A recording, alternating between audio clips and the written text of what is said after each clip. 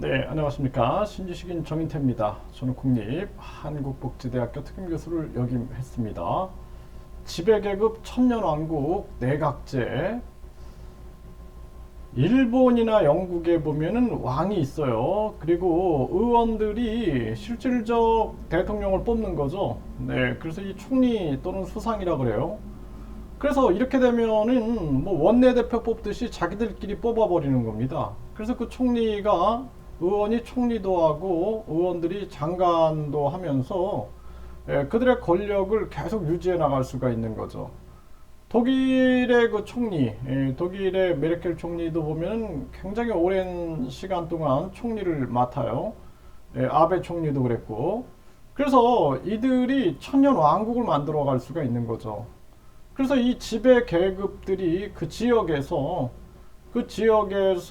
완전히 그 지역을 장악하게 되고 막 국회의원들을 구선까지 했다. 뭐 예전에 보면은 김종필 같은 경우에는 구선을 하죠. 네. 그래서 뭐 5선 국회의원이다. 뭐 이런 얘기를 많이 해요. 그 이 사람들이 5선만 해도 4, 5, 20년, 20년입니다. 20년 동안 계속해서 지역을 장악하고 거기서 자신들의 권력을 행사하면서 결국에는 중앙에서도 지배계급을 형성해서 천년 왕국을 만들어갈 수가 있는 거예요.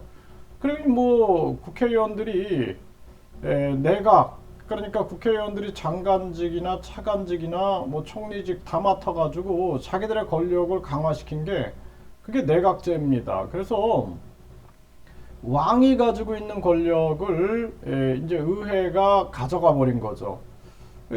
그런데 한국 같은 경우에는 이 국회의원들이 엄청난 자기들의 특권을 가지고 있어요. 뭐 1억 5,400의 연봉뿐만 아니라 뭐 9명의 보좌진 뿐만 아니라 뭐 사무실, 뭐 차량 유지비, 뭐 유류비, 각종 특권, 뭐 후원금 1억 5천에서 3억 뿐만 아니라 자신들이 정당 보조금 매년 500억, 선거 보조금 선거 때마다 500억, 선거 끝나면은 또 선거 보전금이다 해가지고 수천억을 또 나눠 가져가는 거죠. 그렇기 때문에 이들의 특권은 뭐 이루 셀 수가 없습니다.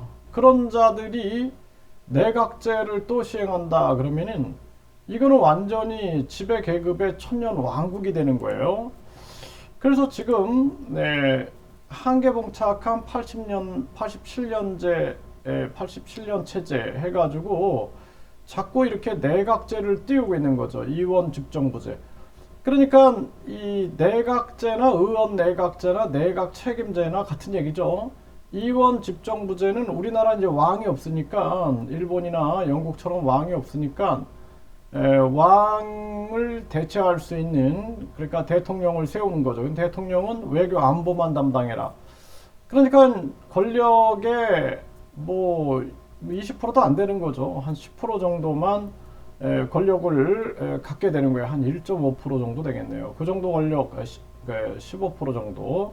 그 정도의 권력을 갖고 나머지는 다 의원들이 차지하게 되는 거죠. 의원 중심제라고 말할 수가 있는 거죠. 의원 집정부제, 분권형 대통령제.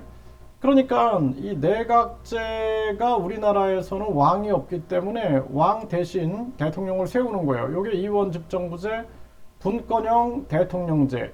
그 분권형 대통령제라고 말하면 안 되고 그 분권형 대통령제가 아닌 분권형 내각제라고 보면 됩니다. 분권형 내각제. 왜냐하면 내각이 실질적 권한을 가지고 있기 때문에 분권형 대통령제라고 말할 수가 없는 거죠. 그거는. 네, 박근혜 동생 박근영이 대선 출마하면서 이원 집정부제 이런 얘기를 한 거죠. 네.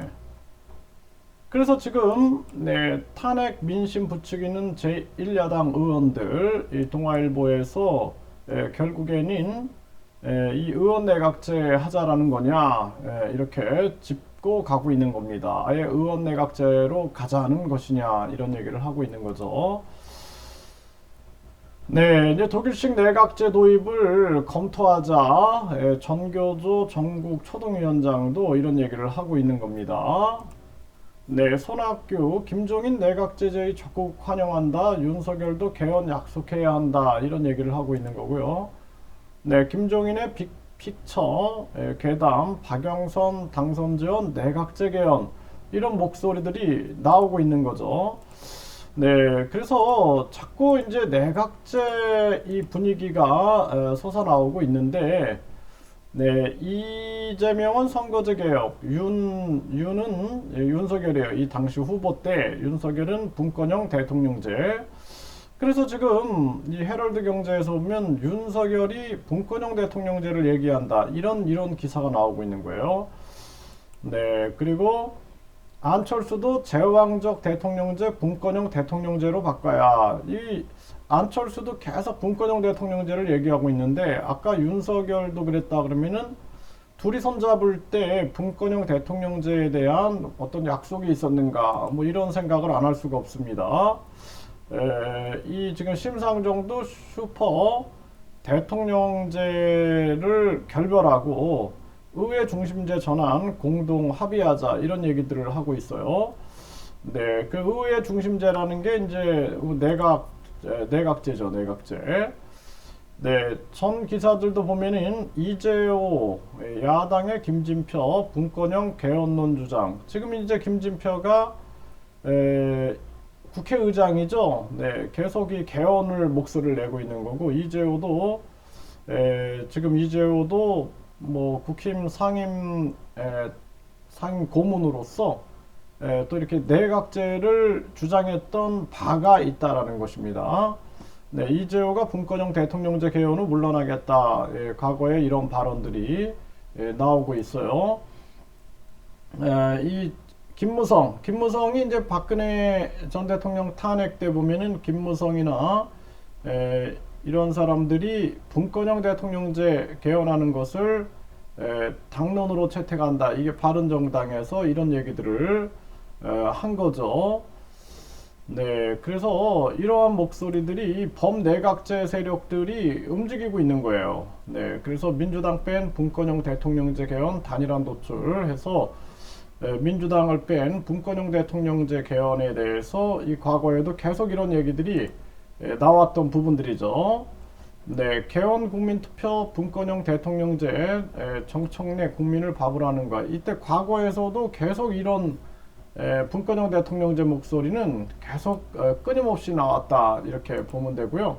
정병국은 네, 이제는 내각제가 필요하다 대놓고 얘기하는 거죠. 국힘 전 국회의원이죠.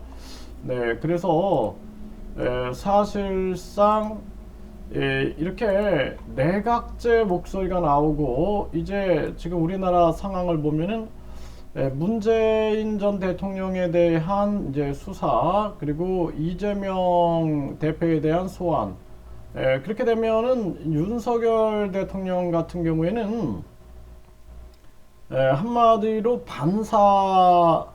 반사력에 의해서 대통령이 된 거예요. 그러니까 윤석열이 잘해서 대통령이 된 게 아니라 국민들이 민주당을 심판하기 위해서 윤석열을 대통령으로 찍었는데 그런데 이제 문재인이나 또는 이재명 이제 정치판에서 제거가 된다. 그러면은 결국에는 윤석열도 힘을 잃게 되는 거죠. 반사가 없어져 버리는 거예요. 그렇게 되면은 이제 그 이유는 바로 내각제의 움직임. 그래서 임기 단축, 내각제 개헌. 그러니까 이 내각제 이제 국민들이 불편해하니까 이원 집정부제다 또는 분권형 대통령제다 이렇게 나가게 되는 거죠. 그런데 이거를 우리가 진지하게 생각해 보면은 미국 입장에서도 한국이 내각제가 되면은 어떨까요? 한국이 내각제가 되면은 이 한국의 강력한 대통령, 예를 들어서 뭐 박정희 대통령이나 강력한 대통령이 있으면은 이 움직이기가 쉽지 않죠. 네, 조종하기가 쉽지 않은데 내각제다 그러면은 뭐 없죠. 지도자가 없는 거죠. 그냥 그러다 보니까 결국에는 조정하기가 굉장히 쉬워지게 되는 거고 중국 입장에서도 조정하기가 쉬워지는 거죠. 국회의원들 한 200명만 매수해 버리거나 이들의 약점을 가지고 조정해 버리면은 완전히 자기들이 장악해 버리는 건 일도 아닌 거죠. 러시아 입장도 마찬가지고 일본 입장도 마찬가지고 북한 입장에서 봤을 때도 한국은 완전히 힘을 잃어버리게 되는 것이죠. 네, 그래서 지배계급 천년왕국 내각제 이런 내각제 움직임 우리 국민들은 이게 참 안타까운 거예요. 지금 이 제왕적 대통령제다 해갖고 윤석열 대통령이 잘하면은 국민들이 이런 생각도 안 할 텐데 너무 지금 못하고 있다 보니까 그러니까 국민들도 차라리 그냥 분권형 대통령제로 가자 이런 식으로 가게 되면은 우리나라가 분권형 대통령제로 갈 수 있는 상황이 되는 거죠.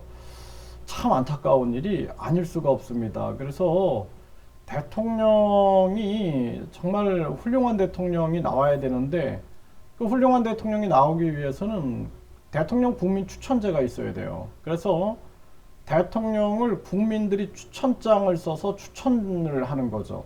그래 조작이 안 돼요. 그런데 여론조사라든지 방송보도 이건 조작이 가능하죠. 그러니까 대통령 국민 추천제에서 국민들에게 추천장을 줘서 국민들이 추천을 하게끔 하는 이러한 제도. 이제 지배계급은 제 이 아이디어에 대해 반대하겠지만 우리 국민들이 진지하게 생각해 보면은 그 생각이 맞다라는 생각을 하게 될 겁니다. 국민들이 자발적 복종을 하고 자발적 노예가 되는 게 아니라 국민이 주인이기 때문에 스스로 주인의 미래를 그려나가지 않으면은 대한민국은 아주 위기로 갈 거다. 지금도 이 정부가 급격한 금리 인상으로 나라를 망치고 있는데도 우리 국민들이 그냥 일방적으로 당하고만 있죠. 네, 이 지배 계급이 무엇을 겨냥하고 있는가? 결국에는 중산층하고 서민층이 다 붕괴돼 버리는 거죠. 붕괴돼 버리고 지금 같은 경우에 현금 부자하고 은행은 돈방석에 앉게 되는 거죠. 그러한 돈들이 다시 서민들이나 중산층이 내놓은 경매 이런 것들을 다 장악해 버리면서 양극화는 더 심해지게 되고 결국에는 중산층 서민층은 노예로 전락하게 되고 자신들은 계속된 부를 착취하는 그러한 아주 양극화 아주 초양극화로 가는 그러한 상황이 지금 만들어지고 있는 것입니다. 안타까움을 금할 수가 없습니다.